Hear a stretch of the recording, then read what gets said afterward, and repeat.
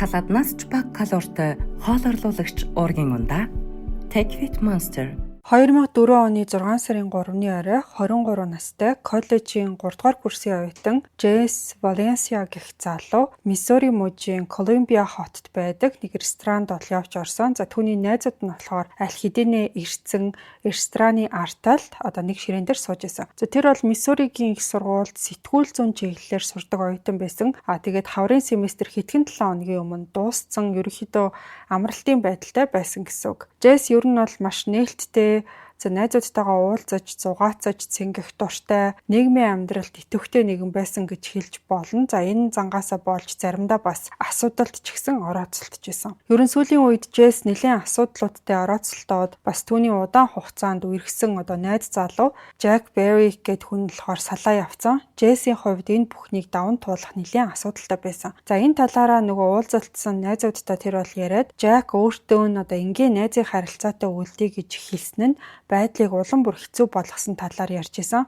За Джесс бол салахыг ерөөсөө хүсээгүй. Тэгээд буцаж нийлэх талаар Jackтай ярилцдаг ч гэсэн нөгөөх нь бол байнга татгалцдаг байсан. За тэгээ найз залуугүй болсон Джессийн хувьд бол байнга ганцаардмал байдалтай байсан болохоор тэр орон зайгаа нөхөхийн тулд шинэ хүмүүстэй танилцсан ч яах вэ гэсэн тийм янзтай байсан. Тэгээ интернетээр залуучуудтай танилцаад шөнийн ээлжийн ажил хийдэг, цочид буудалтаа нөгөөдүүлээ урьдаг байсан юм. Гэхдээ тэглээгээд ерөөсөө утга учиртай биш. Нэг удаа ийм жоох өөрөөсөө ахмаг насны нэг эрэгтэйтэй нууцлаг тийм харилцаатай байсан сонирхолтой санагдчихсэн ч гэсэн үнэндээ бол ингээд нөгөө Jackтай байсан шиг утга учиртай санагдаагүй. Тэр бол өөрөө урт хугацааны харилцааг хүсэж исэн. За тэгээ 6 сарын 3-ны орой найзуудтайгаа хамт хоол идээд дараа нь тэр ресторанаас гараад хідэн гудамжны цаана байдаг Soco гэд клуб байт юм байна л да. Гей тийм бүжгийн клуб руу тэд нар бол явсан. За дотор нь бол харанхуй бас чанга хөгжмөнтэй байсан маа. Дараа нь тэр бол тек руу явж очиод уух зүйл захиалсан. За тэгээ хүлээж авах зураа баарны нөгөө талд ганцаараа зогсож байсан нэг залууг бол анзаарсан маа. За тэгээ баримын ундааг нь гаргаж өгсөний дараа Джесс бол тэр залуу руу шууд очингуудаа бүжиглэх үү гэд асуусан. Залуу тэгсэн чинь инээмсэглээ зөвшөөрсөн мөн. За тэгээ тэр хоёр хамтдаа нэг удаа бүжиглээд 2 удаа 3 удаа гэж бүжиглсээр агаад удалгүй тэр хоёр бол бүхэл шөнө хамтдаа ингээд өнгөрүүлсэн. За хөгжим маш тийм чанга байсан учраас биенээ ер нь сайн сонсох хэцүү байсан ч гэсэн хид хамтдаа бүжиглэх явцад бол Джесс тэр залуугийн нэрийг бол Эд Макдэвид гэдгийг бас тогооч болох гээд ингээд сурж байгаа гэдгийг нь мэдэж авсан. За Джесс бол Эд гэ залуу ер нь тийм дажгүй сайн залуу юм шиг санагцсан. Тэдний хооронд шууд нэг тийм нүдэнд харагдахгүй гэмээр холбоо үүссэн нэг мэдрэмж төрсэн байхгүй. За тэгээд нөгөө клуб хаагдах үеэр Джесс нөгөө Эд гэ залуугаас манайх руу надтай хамт явах уу гэд асуусан чинь Эд бол зөвшөөрсөн маа. За тэгээд дараа нь бол Джесс хамт явж исэн нөгөө Jennifer гэд найз байсан юм л да. Тэрнээсээ хоёрыг ингээ хүргээд өгөөч гэд хэлсэн чинь нөгөөдх нь зөвшөөрсөн. За тэгээд удалгүй бол тэр гурав клубээс гараад Jennifer-ийн машинд суугаад Джессийн байрлал нь явсан маа. За тэгээд Джесс Эд хоёр машинаас буух үеэр Jennifer болохоор маргааш орой манад үдшилэг зохион байгуулж байгаа. Та хоёр манай заавал ирээрэй гэж хэлсэн. За Джесс бол Эд рүү хараад нүдээ ирмэд хоёлаа хамт очиё гэж хэлсэн. За ингээд Jennifer бол харьсан байгаа. За Jennifer явсны дараа Джесс болохоор Эдийг дагуулад өөрийнхөө амьдардаг байрлалгаа явж орсон. За тэгээд тэр хоёр болохоор нөгөө Джессийн уншдаг түүхийн номнуудыг нь хоорондоо ярилцаад нэлийн хоорондоос яриа өрнүүлээд тэр шөнө ерөнхийдөө энэ хоёр хамт хонсон. За тэгээд маргааш нь болохоор тэр Эд гээд залуу 10 цагт өглөө явахаас өмнө бол нөгөө Jennifer-ийн үдшилэг дээр хоёлаа дахиад уулзъя гэдгээ хэлж тохиролцоод тэгээд салсан юм байна. Явхаас өмнө Эд болохоор өөрийнхөө утасны дуугарыг жижигхэн цаасан дээр бичиж Джесс өгөөд Джесс болохоор энэ удаагийн учрал маань ямар ч утга учиргүй битгий байгаасаа гэж дотроо бодож исэн. Түүний хувьд бол удаан хугацааны харилцаа хамгийн чухал байсан. Тэр өдрийн үд дунд Джесс ажилдаа явахаас өмнө хоолоо идэ байжсэн чи хаалгыг нь тогшсон. За тэгээ очиод хаалгаа онгойлгосон чинь байрны эзэ үүдэнд нэрсэн зогсож исэн. За тэгээ нэлээд ууртай сар эхлээд ингээд 4 хонжин чи одоо болтол ингээд төрөөсөө төлөөгүй штэ гэж хэлсэн маань. За тэгээ Джесс болохоор ахин уучлахгүйгаад би ингээд марцсан байна. Үдээс хойш гэхэд танд заавал төлчөө гэж хэлээд тэ нөгөөх чи хаалга хаасан. Гэхдээ яг бодит байдал дээр гэх юм бол Джесс одоо мөнгөгүй байсан юм билээ. Тэгээд Джесс болохоор ер нь Кентаки мужийн жижиг хотод тийм ядуу гэр бүлд өссөн. Гэр бүлээсээ хамгийн анх одоо коллежид орсон хүн нь бол тэр байсан. За тэгээ зардлаа зочд буудалд ресепшнээр ажиллаж олдог байсан юм билээ. За энэ нь бол түүний ээжийнх нь хийдэг ажилтай нь адилхан байсан. Джесс бол гэр бүлтэй хайртай, бараг өдөр болгон утсаар ярьдаг байсан ч гэсэн өөрийнх нь өссөн тэр хит их тийм шашинлаг уламжлалт орчинд одоо ингээд хит баригдмал юм шиг бол айгүйх мэдэрдэг байсан юм байна л да. Тийм болохоор тухайн газраасаа явахаар шийдээд бүх зүйлийг ингээд шинээр эхлэхээр шийдсэн юм байна. Ер нь бол юу ч хийж чаддаг, хаашаа ч явж чаддаг хүн болохыг мөрөөддөг байсан. Гэхдээ тэр зорилгодоо хүрсэн ч гэсэн яг одоо өөрөө ажил хийгээд ингээд мөнгө олоод амьдралаа аваад явах тал дээр бол хараахан сайн ойлгож амжаагүй тийм байдалтай байсан юм байна. За тэгээд үдээс хойш ажилдаа явахаас өмнө Джесс байгаа бүх бэлэн мөнгөө цуглуулсан ч гэсэн түрээсээ төлөхөд бол хангалттай байгаагүй. За тэгсэн ч гэсэн тэр бол мөнгөө байрны эзний шуудангийнх нь хайрцагт хийж үлдээгээд за үлдсэнийг нь болохоор 2-7 хоногийн дотор өгнө гэсэн бичгийг үлдээсэн. За тэгээд дараа нь тэр болохоор кампусын дэргэд байдаг зочд буудалд одоо ажилдаг байсан. Тийшээгээ бол яваад оройг бол тайван тийм онцгой зүйлгүй өнгөрүүлээд за ээлж дуусахыг одоо бүр ингээд цаг тоолж хүлээж суусан маань. За тэгээд оройны 11 цагийн үед ээлж дуусахад тэр бол шууд гэрлүүгээ одоо яарч очоод хувцас солиод тэгээд нөгөө Jennifer-ийн үдшилэг рүү гарсан. За тэгээд тэнд мэдээж шууд явж очингуудаа одоо яг урд өдөр нь танилцсан Эд Макдэвидтэй уулзах ёстой байсан. Тэрэндээ ер нь бол нэлээд бас тогтолж исэн ба. За тэгээд яваад очисон чинь Эд бол тэнд ерөөсөө байгаагүй. Байрны бүх өрөөг шалгасан ч гэсэн Эд очоогүй байсан. Тэгээ нөгөөх чинь Jennifer-тай жоохон юм ярилцсангаа Эдийг хүлээж эхэлсэн. Тэгж байж байгаа цагаа харсан бас нэлээд оройтцсан байсан. Тэгэхээр нөгөө Эдийг бас ажилтай бас нэг өөр тэр ажилтай болоод оройтх юм бахтаа гэж бодоод Слогт ирэхгүй юм болов гэж бас бодсон. Тэгээ нөгөөх чинь хүлээж байгаа тисгүй гадаа гараад Эдийн өгсөн нөгөө цаасан дээр битсэн байсан утасны дугаарлуу залгасан. За тэгээ тэр дугаар нь болохоор суурь утасны дугаар исэн юм билээ. За тэгээд Джесс болохоор хит удаа залгаад тэгээд нэг хүн бол уцыг авсан. Гэтэ уцыг авсан хүн бол Эд биш байсан.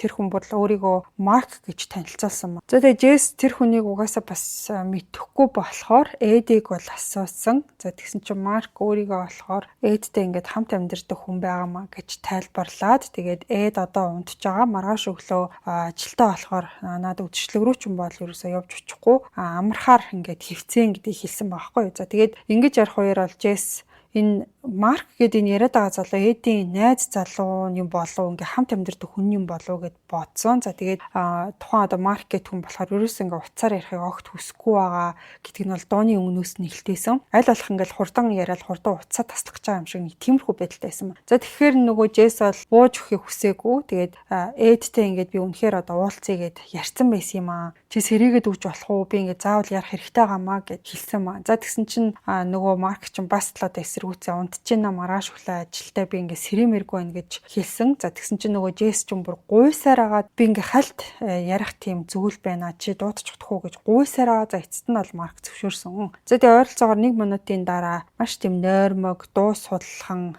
Эд бол уцаа аваад тэр хоёр бол ярьж эхэлсэн. За Джесс болохоор түүнийг ингээд чи хүрээд ирээчээ гэд ятгаад жоохон энд байж байгаа л явчаач те. Чамтаа уулзмаар байна штэ. Чи над хамт байгаа Марк гэж залуугаа ч гэсэн дагуулад ирж болно штэ гэж хэлсэн маа. Тэгээд Эд болохоор энэ санаанд нэг одоо дуртай дургуй байсан нь ерөөсөө мэдэгдэхгүй ч гэсэн за Маркийг дагуулад би яваад очие гэж зөвшөөрсөн юм. За тэгээд тэр хоёр болохоор нөгөө Jennifer-ийн гэрт нь хурж ирсний дараа нөгөө Марк гэж залуу нь болохоор нэг удалгүй ганцаараа буцаа явцсан. Тэгээд Эд Джесс хоёр болохоор шөнийн 2 цаг хүртэл тэнд байж агаад тэгээд дараа нь гараад годомжны бас нөгөө талд байдаг өөр нэг үдшилэг рүү явсан юм байна. За гэхдээ шөнийн 3 цаг орчимд Эд бол би ингээд үнэхээр одоо явах хэрэгтэй байна. Одоо хэтэрхий оройтчлаа би өглөө босох хэрэгтэй байгаамаа гэж хэлсэн. За ингээд Джесс болохоор сүултээ одоо Эдийг ойлгоод хамт түүнтэй бол гараад манад очиж хонох уу гэд нөгөө Джесс асуусан чинь Эд болохоор үгүй би ингээд гэртээ очиж амарнаа гэж хариулсан маа. За тэг явхаас өмнө бол тэр хоёр ойрын хідэн өдрүүдэд ярьж агаад бас дахиад уулзъя гэж тохиролцоо тэгээ салсан. Ингээ явсныхан дараа Джесс болохоор Jennifer-ийн одоо гэрт нь явж ороод тэгээд баяртай гэдгийг хэлээд дараа нь өөрийнхөө байр руу одоо буцаад явсан байгаа байхгүй юу. За гэхдээ гэрлүүгээ өөрийгөө буцчих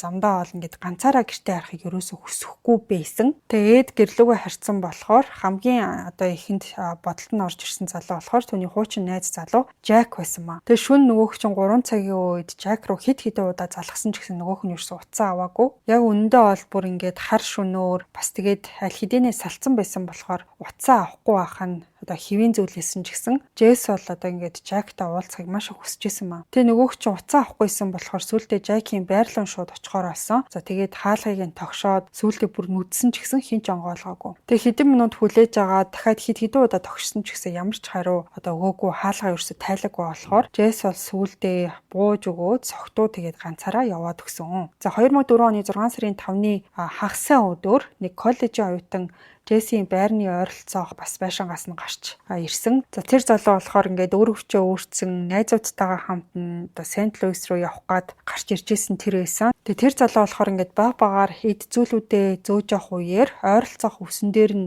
нэг тийм одоо дан шорттой хүн одоо хөвтөж байгааг бол хальт анзаарсан ба. Эхэндээ болохоор зүгээр л ингээд нэг 5 дахь өдөр сайхан шоудаад согтоод нэг хүн тасраад өсөн дээр унжчтэй гэж бодсон юм байна. Тэгээд Колумбиа шиг коллежийн хотод бол иймэрхүү зүйл байнга тохиолддог хаасайгүй юу н харагддаг үзэгдэл юм байна. За тэгтээ арай жоохон ойртоод зүгээр байгаа эсхийг нь шалгахаар одоо ингэ төхөөд очисон чинь биенийх нь ойр хавьд ялааш авцсан байгааг анзаарсан байхгүй. Тэгээд ойролцоогоор 30 минутын дараа Колумбиа хотын цагдаагийн мөрдөгч Джон Шорт гэдэг хүний пэйж рэн дугарсан юм байна. За тэр бол пэйж рээ бүснээсээ аваад харсан чинь дараагийнхын дугаараас 911 гэсэн тийм богинохон мессеж ирсэн байсан. За тэгээ мөрдөгч Шорт болохоор шууд дарга руугаа залгасан чинь Миссуригийн их сургуулийн кампусын ойролцоо болсон хэргийн газрын хаягийг нь бол түнд өгсөн байгаа. За тэгээ Шорт болохоор яаралтай тухайн газар руу машинтайгаа явж чод хэргийн газар баахан бөгнөрцөн байсан хүмүүсийг тусгаарлаж исэн шар тууцтай хэсэг рүү явж утсан. За тэнд очсон байсан өөр нэг мөрдөгч Тим Гейгер гэдэг хүн болохоор мөрдөгч Шортыг харсан даруйда хохирогчийн хөвтөжөөсөө өсний хэсэг рүү давуулаад яваад очсон. За тэнд нэг залуу бол нуруугаараа дээшээ хараад хөвцсөн байдалтай цайвар цэнхэр өнгийн шорт өмссөн.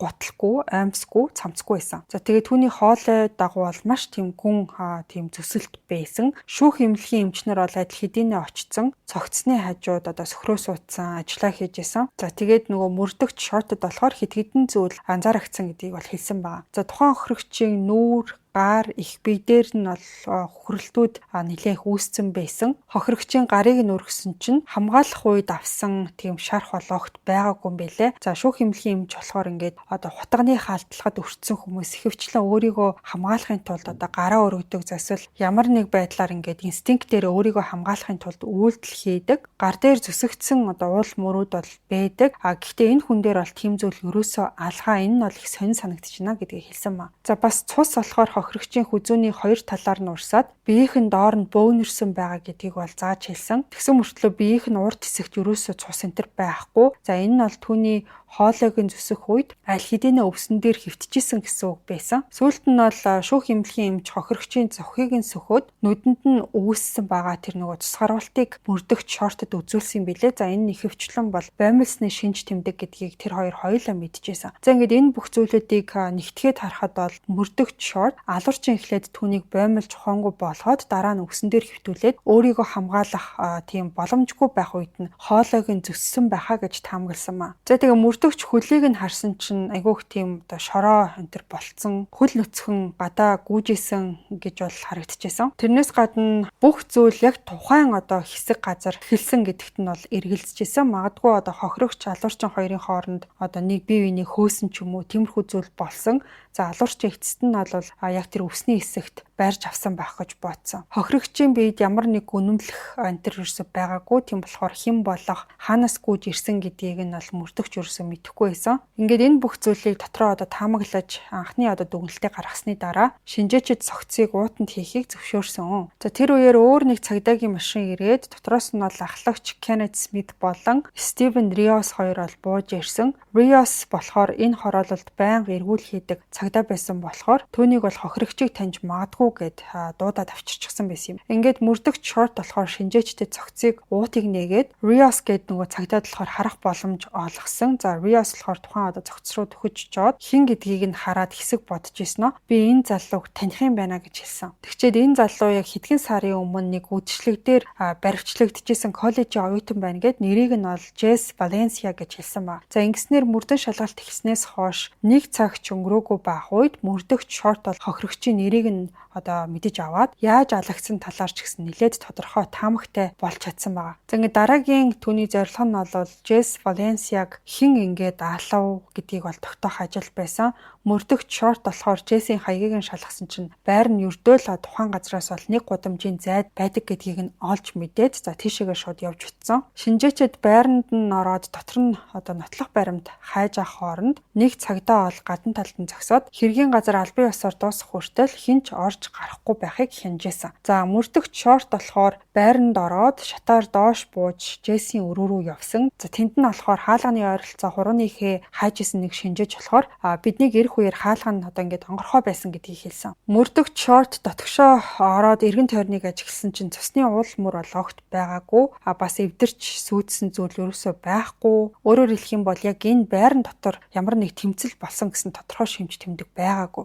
Гэхдээ хаалга нь онгорхой байсан гэдэг нь Jess магадгүй гэрээсээ одоо яарч гарсан байж магадгүй гэдгийг нэлтгэжсэн. За тэгээ түүний таамгаар болохоор Jess айсандаа олоод байрнаасаа гүйж гараад одоо ингээд хаалгаач төгжээгүй гарцсан. Тэгчээд нэг гудамж орчимд зайд орших өвсөн дээр хүрээд эцэст нь бол алуурчин түүнийг гүйцээд барьж авсан гэж бол одоо дүгнсэн баг. За ингээд энийг бодож явахдаа мөрдөгч short бол бас нэг зүйлийг анзаарсан. Jess бол насныхаа хувьд ингээд авч үзэх юм бол биеийн хувьд айгүй тийм өсөглөн, эрүүл чирэг харагдчихсан. Хэрвээ одоо ийм бигтэй хүнийг одоо байрнаасаа ердөө нэг гудамжийн зайд гүйцэж барьж аваад унгаагаад алсан гэх юм бол алуурч нь нэлээд тийм хүчтэй хурдан шаламгай хүн байх магадлалтай гэсэн үг. Тэгэхээр алуурч нь ер нь бол биеийн хувьд нэлээд тийм сайн формтой хүн байх ёстой гэж short дүгнсэн. Тэгчээд хохирогчийн хоолойг нь бол маш хэрцгийгээр ингээд гүн зүсснийг нь харахаар бол нэлээд одоо хувийн шинжтэй юм шиг санагдчихсан. За энэ нь болохоор Jess-ийг алсан хүн бол түүний таньдаг хүн байх өндөр магадлалтай гэсэн үг. За ийм болохоор мөрдөгч short Jess-ийн байрыг шалгаж дуусаад хэргийн газрын шинжээчдэд ширээн дээр байсан утас бас компьютерийг яаралтай шалгахыг бол үүрэг болгосон. Дараа нь тэгээ тэр байрнаас гараад коридорын эсрэг талд байсан Jess-ийн хамгийн ойрын хөршийн хаалгыг тэр бол тогшсон. За ингээ хэсэг хугацааны дараа нэг тийм бодилсон дүр төрхтэй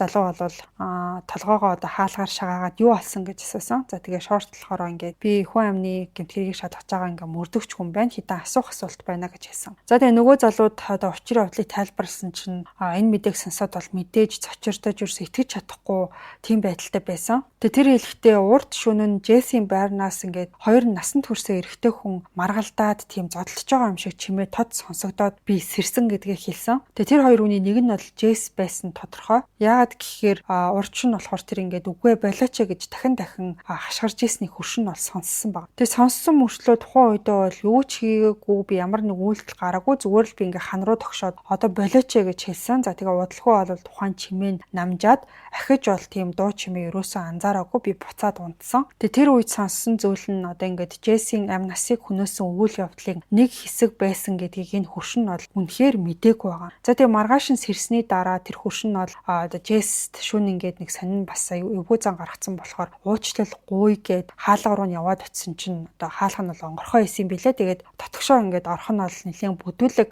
юм шиг санагдаад тэгээд ороогүй бол яваад өгсөн. Уурчин Jess согтуу исэн болохоор хаалга бас ингээд хаахаа энтер марта тэр чигтээ орхицсан байх гэж бодсон. За ингээд энийг сонссны дараа мөрдөгч short болохоор Jess-тэй маргаалцсан нөгөө хүн хэн байсан талаар ямар нэг чамд ингээд мэдэх зүйл байна уу гэж асуусан чинь хөршин бол үгүй гэж хариулсан. Тэгээ Jess гэдэг хүнийг бол өөр нэх их сайн мэдэхгүй. Jess болохоор ингээд байранда байгаа л гарах үедээ л нэг хальт мэдлдэг тийм харилцаатай байсан. Хамт ямар хүн байсан гэдгийг нь бол би үнэхээр огт мэдэхгүй гэж хэлсэн. За тэгээд мөрдөгч short болохоор мэдээлэл өгсөнд нь баярлалаа гэдгийг хэлээд Jess-ийн байр руу дахиад яваад орсон.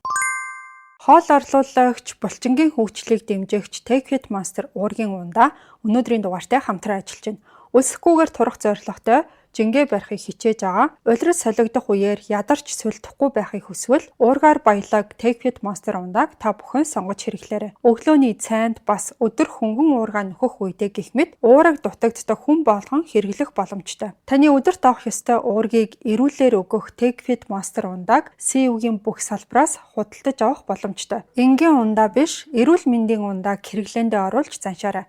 За ингээд хэдүүлээ дугаар руугаа буцаад оръё.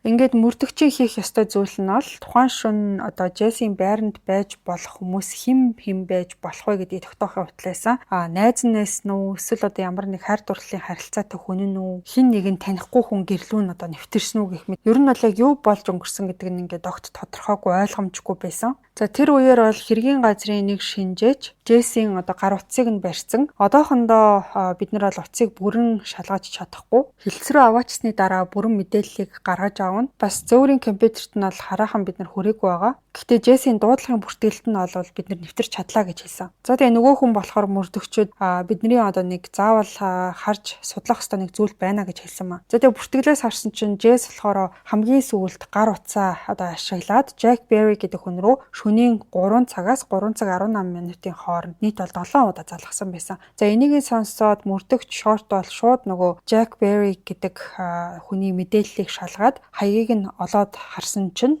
Джессийн байрнаас тэмч холгүй байдгийг нь бол мэдэж авсан. За тэгээ шууд тийшээгээ тэднийх рүү явсан маа. Шорт хаалгыг нь тогшсон чинь удалгүй нэг залуу болоо онгойлгосон. За тэгээ тэр залуугийн нүд нь ингээд айгу улаагаад хаавдсан, айгу уйлсан гэдэг нь илт байсан. Тэгээ мөрдөгчийг харангуйтаа ер нь бол нэг тийм гайхсан зүйлгүй дотгошоо гэрлүүгээ оруулсан байгаа. За тэгээ мөрдөгч бол түүнээс шууд л нөгөө Джессийн шөнийн 3 цаг орчимд залгасан талаар нь асууж эхэлсэн. Тэгсэн чинь Жак хэлэхдээ ер нь бол Джесс бит хоёр ингээд урд нь үргэлдэг байсан. Миний ингээд экс найз залуу. Джесс бол надаас ингээд байнга дахиад буцаад нийлээ гэж ятгах ийсэн. Гэтэ би ерөөсөө нийлхийг хүсээгүй. Урчин тэр над руу бүр тасралтгүй залгаад байсан болохоор би тэр дуудлагаас нь сэрсэн. Хин залгаж байгаа гэдгийг харахаас өмнө хаалга тогшох чимээг би олж сонссон. Тэгэд айгүй тийм шүн болцсон байсан. Хаалганы чимээг сонсчод утсаа харсан чинь Джесс над руу баахан залгацсан байсан. Тэгэхээр нүүдэнд байгаа хүн бол яалтчгүй Джесс гэж би бодсон. Тэгээ дахиад ерөөсөө уулзахыг хүсэхгүй байсан болохоор хэсэг байж байгаад ингээд манахаас явчих واخа гэж бодоод хаалгаа ерөөсөө тайлаагүй. Тэгээ энэ бүхнийг ярьж байхдаа Жак бол маш тийм харамссан байдалтай хэрвээ би хаалгаа ингээ онгойлгоцсон бол эсвэл түүнтэй ингээд багч болтгоо ярилцсан бол магадгүй Джесс амьд байх байсан гэсэн тэр бодол нь бол энэ Жакийг маш их зовоож байгаа талаар ярьсан. За гэхдээ мөрдөгч шорт болохоор дотроо өөрөөр бодож исэн. Жак яг ингээд үнэнгээ ярьж байгаа юм шиг харагдчихсэн ч гэсэн энэ нь бол нэг сул талтай байсан. Яагаад гэхээр Жак гэдэг залууд яг ийм баттай алиби ерөөсөө байгаагүй. Джесс яг алуулах тэр үед нь Жак би ганцаараа гэрте байсан гэж хэлж байгаа нь мөрдөгчийн хувьд ерөөсөө хангалтгүй мэдээлэлсэн. За тэгээд Жак болохоор нэмж хэлэхдээ ерөнхийдөө бит хоёр ингээд салсан байсан ч гэсэн харилцаа бол хэвийн тийм амар муудалцсан тиймэрхүү зүйл бол байгаагүй. Ерөнхийдөө бол хэвийн гайгүй байсан. Тэгээ урд өдрийнх нь оройн бит хоёр хоорондоо утсаар ярилцсан. Тэр үеэр Джесс болохоор нэг шөнийн клубд танилцсан нэг залуугийн тухай надад ярьсан. Тэгээ тэр залууг нь болохоор Эд Макдэвид гэдэг гэж надад хэлж ийсэн. Бит хоёр ийм байдлаар зүгээр л хоорондоо ярилцдаг энгийн нэг найзууд байсан гэдгийг бол тайлбарлаж хэлсэн. За тэгээ хэрэг гарсан орой мөрдөгч шорт болохоор цагдаагийн хэлцээ байцаалтын өрөөний гадна талд нь зогсоод дотроосоо харагддаггүй тийм шилний цаанаас Эд Макдэвидийг ажиглаад байж исэн. За тэгээ ийм байдалтай энэ мөрдөгч шорт бол хэргийг маш хурцтай урагшилж гин гэж өөрөө дотроо бодож исэн ч илүү хурдан шийдэх дарамт бас нэг талаараа байсан байгаа. Яагаад гэхээр энэ Колумбиа гэдэг хот нь оюутнууд ер нь бол өөрсдийгөө аюулгүй газар байна, аюулгүй хотод амьдарч гин гэж мэдэрдэг тийм төрлийн хот байсан юм билээ. Хэрвээ ингээд кампусын ойролцоо оюутан нас барсан алуулсан байдалтай олдлоо гэдэг мэдээлэл хот даяар ингээд хурдтай тарах юм бол хүмүүсийн сэтгэл зүйд бас маш муугар нөлөөлнө гэж бодож байсан маа. Тэгээд ч ер нь цагдаагийн зүгээс бас оюутнуудын эцэг эхчүүд бас сургуулийн зүгээс ер нь бол цагдаа нарыг энэ хэргийг хурдан илрүүлэхийг шаардаж хүлээж исэн. Тэгээ нөгөө Эд гээд залууг байцаалт ойлголт өгч явах үеэр мөрдөгч шорт болохоор энэ залуу ер нь алуурчин байж бас магадгүй ингэж бодсон баг. За тэгээ Эд болохоор маш тийм сандарсан, чичирсэн байдалтай, сэтгэл санааны хувьд бол докторгүй тийм харагдчихсан. Мэдээж энэ зүйл нь болохоор нэг одоо аллагын охирогчтой холбоотой байсан болохоор цочирдож сэтгэл нь бол хямарсан байж болно. Ийм зүйл бол мэдээж хүнд ч одоо хүнд тусах нь ойлгомжтой. Гэхдээ нөгөө талаасаа харах юм бол энэ хүн ямар нэг зүйлийг нууж байгаа тийм шинж тэмдэг бас байж болно. Ялангуяа ингээд цагдаагийн байцаалтанд хууль сахиулагчдын өмнө суугаад ингээд мэдүүлэг өгөх нь юу ч хийгээгүй хүнд ч гэсэн ингээд сандрал одоо авчрах нь ойлгомжтой байх. За тэгээ хэсэг байжгаад мөрдөгч шорт болохоор нөгөө байцаалтын өрөөнд явж ороод Эдээс бол хідэн асуултыг асууж эхэлсэн. За хамгийн ихнийх нь болохоор чи ингээд урд шин яг юу хийсэн гэдгээ дэлгэрэнгүй надаа ингээд тайлбарлаж яриад хачээ гэж хэлсэн ба. За тэгээ Эд бол нөгөө сандарсан чичирсэн хоолоотойгоор би бас тэгээ надтай хамт амьдардаг Марк Батлер гэдэг хүн шөнийн 11 цагаас хойш Джесстэй нэг бол үдшилэг дээр таарсан. Дараа нь би шөнийн 3 цагийн орчимд гэрлүүгөө буцсан. Джесс бол явган үний зам дээр одоо үлдээд тэр үед бол Джесс амьд зүг зүгээр байсан гэдгийг хэлсэн. Эд бас би гэртээ 3 цагт ирснийг бол Марк харсан. Гэрлүүгөө явж оронгуудаа би шууд унтсан. Дараа өглөө нь бол би эрт ажил руугаа гарсан. Ажил дээрээ байх үед цагдаагаас дуудлага ирээд Джесс нас барсан гэдгийг надад хэлсэн. Тэгэж би мэдсэн гэж ярьсан байгаа. За тэгээ мөрдөгч шорт болохоор Эдийн яриаг эхлээд анхааралтай сонсчод дараа нь бол хид нэмэлт асуултыг асуусан. За бас Эдээс ДНХ шинжилгээ авахаар одоо дээж авсан юм байна. Ингээд дараа нь болохоор мөрдөгч шорт танай байрыг чинь нэгжих зөвшөөрөл гаргуулж авна гэдгээ бол өөрт нь хэлсэн юм байна. Тэгээ Эд болохоор аль хэдийнэ ингээд сэтгэл санааны хувьд маш хүнд байсан болохоор яг энэ мэдээнд баг ямар ч тийм хариу үйлдэл үзүүлээгүй. За тэгээд энэ хүн с ิจ гтэн байж болох магадлалтай гэж үзэжсэн ч гэсэн журмын дагуу бол нөгөө Эдтэй хамт амьдардаг гэсэн Марк Батлер гэдэг хүний мэдээллийг ч гэсэн давхар шалгасан. За цагдаагийн системд Марк Батлер болохоор бүртгэлтэй хүн байсан юм билээ. За тэгээд урд нь бол ямар нэг хэрэг төөхтөөс орооцолдчихсэн тийм хүн байсан гэсэн үг. За тийм болохоор тухайн шөнө шүүх шинжилгээний баг Эд бас Маркийн байрыг нь шалгаж авах хооронд мөрдөгч шорт болохоор тухайн нөгөө Марк гэдэг хүнийг байцаахаар цагдаагийн хэлтэст авчирсан. Гэхдээ яг үнэндээ мөрдөгч шорт бол тухайн Марк гэдэг хүнийг гол с ิจ гтэн болно гэж өрсө бодоогүй. Тэр бол зүгээр л тухайн шөнө Джесстэй уулзсан бүх хүмүүсийг шалгаж нэг нэгээр нь одоо ингээд гин буруугүй авах юм бол одоо чагсаалтаас хасах гэсэн тийм зорилготой байсан. Марк болохоор тэр хүмүүсийн нэг байсан юм билээ. Тэгсэн чинь байцаалт эхэлсэн даруйд Марк бол маш тийм очирхалтай зүйлүүдийг ярьж эхэлсэн. Тэр шууд л би ингээд Джесс гэдэг залууд бол дургүй байсан гэдгээ хэлсэн. Тэгээд бүр ингээд ил тодор Джессийн нас барсан явдал надад юусоо хамаагүй өнтер гэж ярьсан ба. Би Эдийн найз залуу биш. Бид зүгээр л ингээд хамт амьдардаг. Тийм болохоор нэг юм харцсан ч юм уу атаархсан зүйл бол ерөөсөө байхгүй. Зүгээр л би тэр Джесс гэж залууд дургүй гэж хэлсэн ба. Тэгчээд нөгөө Эд гээд хамт амьдардаг залуу нь болохоор шөнийн 3 цаг орчимд гэртээ буцаж ирснийг нь бол би харсан гэдгээ өөрөө баталсан. Тэгчээд Эдийг байрандаа орж ирсний дараа би зөрөөд гарсан гэдгээ бол хэлсэн юм билээ. Тэр бол өөр хүнтэй бас уулзах тийм болцоотой байсан. Тэгээ хизээ би гэртээ буцаж ирснээ бол сайн санахгүй байна гэдгийг хэлсэн. Тэгэхээр мөрдөгч шортын хувьд бол Марк яг одоо Джесс алуулж авах үед хаана байсан гэдэг нь ерөнхийдөө бол тодорхойгүй байсан гэсэн үг. Тийм учраас энэ залуу бол нэлээд с ิจ гтэй санагдаж эхэлсэн. Ингээд мөрдөгч шорт болохоор Маркаас ч гэсэн ДНХ-ийн дээж аваад с ิจ гтний жагсаалтанд оруулсан. За ингээд маргааш өглөө нь буюу 2004 оны 6 сарын 6-ны бүтэнсээ өдөр хэдхэн цаг нойр авч унтсны дараа мөрдөгч шорт бол багийнхаа гишүүдийг цуглуулад хурал хийсэн баг. Нөхцөл байдал бол нэлээд тийм одоо эвгүй байсан. Бүгд ерөнхийдөө нэлээд тийм ядарч туйлдсан баг 24 цаг тасралтгүй энэ хэрэг дээр ажилласнаас болоод ядарсан сэтгэлзэн хувьд ч гэсэн нэлээд тийм одоо туйлдсан байдалтай байсан. За тэгээ өчигдрийн болсон бүх зүйлийг нийтэд дүгнээд ярихад бол үнэндээ нэг тийм онцгойд ахиц гарсан юм шиг санагдаагүй. Хид хідэн с ิจ гтэн ер нь бол байгаа ч гэсэн хинэн ч одоо ингээд Джесс Валенсиа гэдэг хэрэгтэйг алах хангалттай шалтгаантай юм шиг харагдаагүй. Джесс болохоор нөгөө Жак гэд хуучин найз залуутаагаа нийлэхээр оролдож нөгөөх нь юусоо хүсэхгүй шүн баахан залгаад за тэгээ гэрлүү нь явж чад хаалгыг ингээд балбаад байсан нэг төрлийн дарамт юм шиг санагдчихсэн ч гэсэн энэ хоёр хүн салсныхаа дараа ч гэсэн найзууд хിവэрээ үлдсэн гэдгээ бол хэлсэн. За энийг нь ч гэсэн нөгөө Джессийн найзууд нь ч гэсэн бас баталж исэн. Тийм болохоор энэ хоёрын харилцаа нэг тийм хүнд хэмжээнд хүрээл одоо бүр хүн амны хэрэг болтлоо даамжрах нь ерөөхдөө бол боломжгүй юм шиг санагдчихсэн. Дараа нь болохоор Джессийн танил нөгөө Эд гээд залуу байсан. Тэр бол байцаалтын үеэр маш их сандарсан байдалтай. За тэгээд гэрлүү нь очоод шалгах үеэр маш олон тийм одоо нөгөө тоогооч нарын хэрэгэлдэг хутга дүүрэн тийм нэг уут олсон талаараа бас ярьсан баг. Тэгээ тэр утганууд зарим нь болохоор том, зарим нь тийм айгүй хурц зэртэй байсан. Ер нь бол одоо ингээд аллахын зэвсэг байж болохуйц тийм төрлийн утганууд байсан байгаа. Гэтэ эд болохоор нөгөө тогооч болох гээд ресторанд бол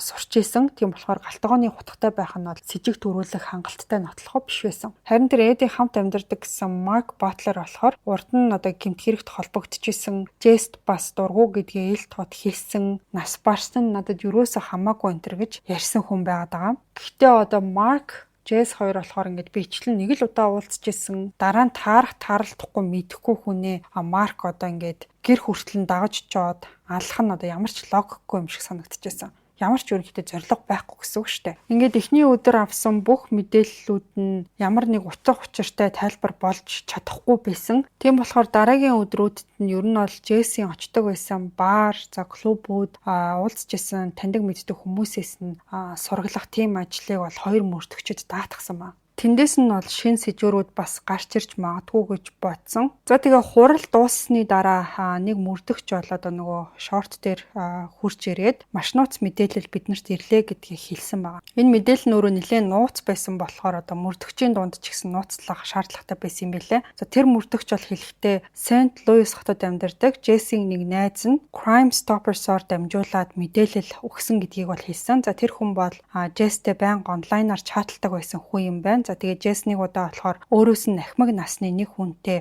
нууц харилцаатай байсан гэдгээ тухайн хүнд бол хэлжсэн байгаа. За хамгийн ноцтой зүйл нь юу байсан гэхээр тухайн хүн нь Колумб хотын цагдаагийн газрын офицер байсан тийм хүн гэж хэлсэн. За тэр өдөр болохоор 2004 оны 6 сарын 6-ны бүтэнсэ өдөр байсан. Джесс бол одоо алуулж нас барснаас хойш одоо 2 хоногийн дараа гэсэн үг шүү дээ. За тэгээ мөрдөгч шорт болохоор ширээнийхээ ард суугаад тухайн онлайн чатуудыг бол нэг бүрчлэн уншиж байсан. За тэр чатууд нь болохоор Джесс за тэгээ нөгөө мэдээлэл өгсөн гэдсэн хүний хоорондоо бичсэн тийм чат нь байсан байгаа байхгүй юу. Тэгээд Джесс болохоор одоо нөгөө харилцааныхаа талаар нэлээд дэлгэрэнгүй бичсэн. Эхэндээ болохоор Джессийн хувьд тэр харилцаа нь бол маш сонирхолтой санагдчихсэн. Одоо цагдаагийн офицер хүн болохоор хувцастайгаа ирээд шөнөөр тэр хоёр бол нууцаар уулздаг байсан нь түүнд ийм айгүй сайхан санагддаг байсан гэдгийг бол бичсэн байсан. Гэхдээ сүүлдээ Джесс болохоор тухайн одоо нөө цагдаагийн хүнийг гэрэлсэн байж магадгүй гэж сэжиглж эхэлсэн юм байлаа. Тэгээ энд нь бол Джесс маш их уурлаад би хин нэгний нууц амраг баймааргүй байна гэд бичсэн байсан. Гэхдээ нэг одоо харамсалтай зүйл нь юу байсан гэхээр Джесс тухайн хүнийхээ нэрийг огт дурдаагүй байсан байгаа. Зүгээр л Колумбиагийн шилдэг гэсэн тийм нэрээр нэрлэлсэн байсан. Тэгэхээр ингээд бодоод үзтээ цагдаа нарын хэргийг шалгаад байгаа мөртлөө бас нэг сэжигтэн байж болох хүн нь яг өөрсдөнтэй хамт ажилладаг хүн байсан гэсэн ийм нэг айгүй сонин зүйл гараад ирсэн байгаа байхгүй юу. Тэгэхээр тэр нууцлаг цагдаа хэн байсан?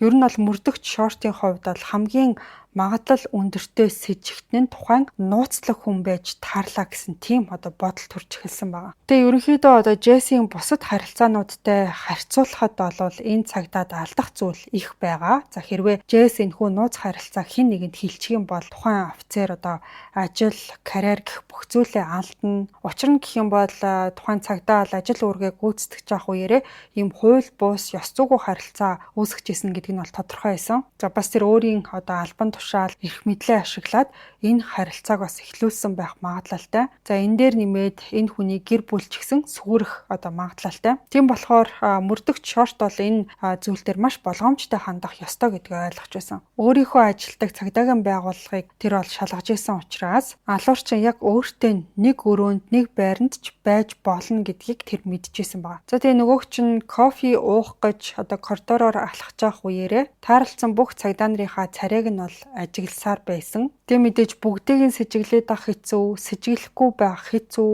Ер нь бол хинч байж магадгүй. Мөрдөгч шорт Джессийн хэргийн бүх материалыг өрөөндөө авчираад нарийн бичгтээ болохоор бүх ажилтны жагсаалтыг аваад эргэж даалгасан. Дараа нь хаалгаад өгчээд Джессийн найзуудын урд нь өгсөн мэдүүлгүүдийг гаргаж ирсэн. За тэгээ эхнээс нь болохоор тухайн найзууд руу нэг бүрчлэн утсаар холбогдож илүү мэдээлэл авахыг оролцсон. Тэгсэн чинь олон хүн болохоор Джессиг бол нэг цагдаатай нууц харилцаатай байсан гэдгийг нь бол ярьж ийсэн. Тэгчээд нэг нь болохоор Джесс тэр хүнийг зүгээр л Андерсон гэж дууддаг байсан гэдгээ санаад одоо нөө цагдаад хэлсэн байгаа байхгүй юу. За тэгээ удалгүй бол нарийн бичг нь ажилтнуудын жагсаалтыг аваад ирсэн.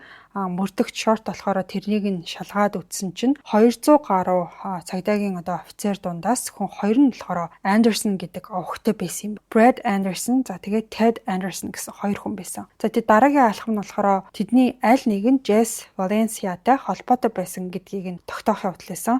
За мөрдөгч шорт болохоор Jesse-ийн урд нь баривчлагдсан тухай бичиг баримтыг гаргаж ирээд шалгаад үтсэн чинь 4 сард болсон тэр үдшилэг дээр очисон 3 офицерын нэг нь болохоор Brad Anderson байсан гэдг нь илэрсэн. Ингээд бүх зүйл яг таарч эхэлсэн байгаа. Jesse за тэгээд нөгөө Brad Anderson гэдэг цагдаа нар яг тэр үед танилцсан байх бол өндөр магадлалтай. За тэр үеэс бол Jesse St. Louis-т байдаг найздаа нууц харилцааны тухай бичиж эхэлсэн байсан. За тэгээд тэр үеэр болохоор мөрдөгч шорт би ер нь л ингээд далуурчныг олчих шиг боллоо гэж бодсон. Ширээн дээрээсээ нэг хавтас аваад өрөөнөөсөө гараад хаалгаа түгччээд тэгээд байран дотроо л эргэлдэж эхэлсэн. Тэгэж байж агаад хувцас солих өрөөнд нөгөө Brad Anderson гэдэг хүнийг бусад хамт ажилтдаг хүмүүстэйгээ ярилцаад дөрмт хувцаа өмсөж байгааг нь бол олж харсан байгаа. Энэ үеэр бол мэдээж шорт бол болгоомжтой байх хэрэгтэй. Brad үнэхээр алуурчин мөн байх юм бол өөрийг нь сэжиглэж байгааг ерөөсөө мэдэх ёсгүй байсан. Тийм болохоор нөгөөх чинь коридорт хүлээж агаад Brad-ийг гарч ирэх үеэр нь аль болох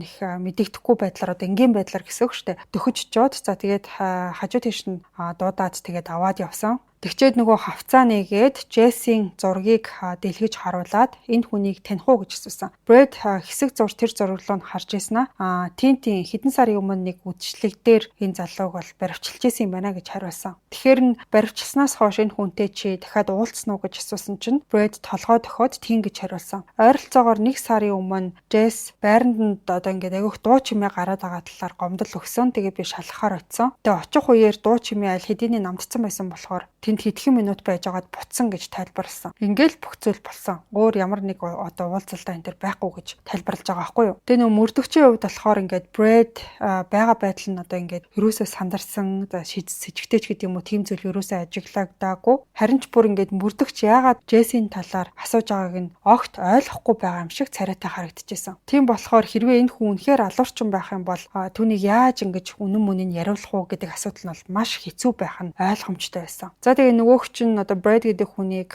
явуулаад илүү нотлохоо цуглуулсныхаа дараа дахиад ярилцсан гэж бодож исэн чинь яг тэр үеэр нь Brad-тэй хамт ажилладаг Rios гээд цагдаа болохоор хажуугаар нь өнгөрсөн байлээ. Тэгээ тэгж явж өнгөрөхдөө болохоор санаандгүй байдлаар нөгөө нэг шортын Brad Anderson-д үзүүлж исэн Jesse-ийн зурагтай хавцыг нь олоод харцсан. Тэгээ бараг юу ч ингэж бодлогүйгээр Brad Anderson-д хандаад чиний гей амрагч өгцөн биш дээ гэсэн маягтай зүйлийг хэлсэн ба. За ингээ энийг нь сонсоод мөрдөгч шорт бол бараг гүүх шахам өөрийнхөө өрөөрөө буцаж явсан. Brad Anderson тухайн нөгөө хамтрагч Rios гээд цагдаагийн хэлсэн тэр үгийг ерөөсө тоогүй юм шиг байдалтай байсан ч гэсэн мөрдөгч шортын хувьд бол энэ нь маш чухал зүйл байгаа. Энэ нь мэдээж ямар ч хүний хооронд үүссэн зохисгүй муухай гэмээр төрлийн хошигнол байсан. Гэхдээ магадгүй энэ Rios гээд хүн Brad Jesse хоёрыг харилцаатай байсныг нь мэддэг байсан бах. Магадгүй тэр хоёр хүн холбоотой байсан бах. Тухайн үед бол мөрдөгч шорт шууд хариу арга хэмжээ авъя гэж бол бодоагүй. Brad Anderson гээд цагдаагаас чи Jesse-тэй үнэхээр ингэж харилцаатай байсан юм уу гэж шууд тулгаж асуухыг хүсээгүй. За тэгээ мөрдөгч өрөөндөө явж ороод сууж исэн чинь хаалга тогшсон. За тэгээ онгойлгосон чинь нарийн бичгэн зогсож исэн. Тэгээд таньда уулзгаад нэг хүн ирсэн байна гэж хэлээд нэг айгүй тийм сандарсан дүр төрхтэй залууг бол тотгош нь оруулсан. За тэр залуу бол өөрийгөө Jesse-ийн найз гэж танилцуулаад нэрийг нь бол Andy гэдэг юм байна. За тэгээд Andy суугаад хэдхэн 7 хоногийн өмнө Jesse-тэй хамт ингээд гадуур гараад дараа нь Jesse-ийн байранд нь очсон тухайгаа бол мөрдөгчөд ярьсан байгаа. За тэгээд шөнийн 3 цагийн орчимд хаалга тогшоод Jesse онгойлгосон чинь дөрөмт хувцастай цагдаа бол гарч идэн тусгаад орж ирсэн. Andy бол энд нь айгүйх гайхсан. За Jesse бол тэр цагдааг шууд унтлахын өрөөрөө дагуулж орсон. Тэр шөнө тэр гурав бол ингээд хамтдаа нэг байранд байсан ба. Тэгээд тэр өдөр болохоор Jesse тухайн цагдаатай бол ингээд харилцаанд орсон гэдэг нь угаасаа тодорхой. Тэгээд бүх зүйл дууссаны дараа тухайн цагдаа болохоор унтлахын өрөөнөөс нь гарч ирээд Andy-д хандаад энэ тухай хинт ч бити хэлээрэ гэж анхааруулж хэлсэн ба. За тэгээд мөрдөгч шорт энийг нь сонсоод ерөөсөө бүр ингээд итгэж өгөхгүйсэн. Тэгээд хайж исэн хамгийн чухал нотлохоо яг өөр дээр нь ингээд хүрээд ирсэн бэлэн болцсон юм шиг санагдсан. За Andy бол тухайн цагдаагийн нэрийг нь ерөөсөө мэдэхгүй байсан. Тийм болохоор нь мөрдөгч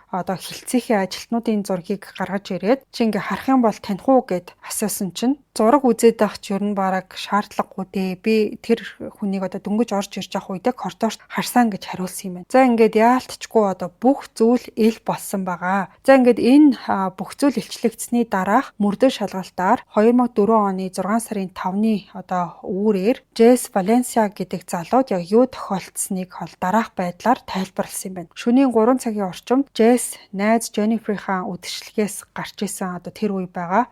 Түүний хөнөөсөн алуурчин бол ажлаа тарсны дараа хідэн найзтайгаа шар ариг уугаад байж исэн. За үүр цайхын өмнөхөн тэр хүн яваад машиндаа суугаад гэрлүүгээ хөдөлсөн. За гэхдээ замдаа бол Джессийн байрны гадаа төр саатахаар шийдсэн юм байна. За тэр болохоор зүгээр л одоо урд нэг шигээ шөнийн нууц уулзалтуудынхаа нэгийг хийн гэж бодож исэн. Тэгээд Джессинд яваад очисон чинь нөгөөх нь маш их согтцсон, бас айгүй муухай аштай байсан. Тэгээ алуурчинд болохоор би чамайг гэрэлсэн гэдгийг мэдсэн. Тийм болохоор чи надад таалагдхаа болсон. Чамайг дахиж харахыг хүсэхгүй байна гэж хэлсэн байгаа. Тэгчээд нөгөөтг чинь манайхаас яв гэж хэлсэн чинь тэр бол татгалцсан. Тэгэхээр нь Джесс уурлаад чамайг ингэж авах юм бол цагдаагийн дарагт чинь би хэлнэ. Бидний харилцааны талаар бүх зүйлийг илчлэе шүү гэж занл хийсэн ба. За яг энэ мөчөд болохоор алуурч маш их уурлаад хяналтаа алдсан. Хэрвээ түүний одоо нууц нь ил гарчих юм бол бүх зүйлээ алдна. Тийм болохоор түүний хувьд Джесс гэдэг эрэгтэйг дуугүй болгох ёстой гэж бодсон. Ингээд Джесс түүнээс зүхтгийг оролцсон ч гэсэн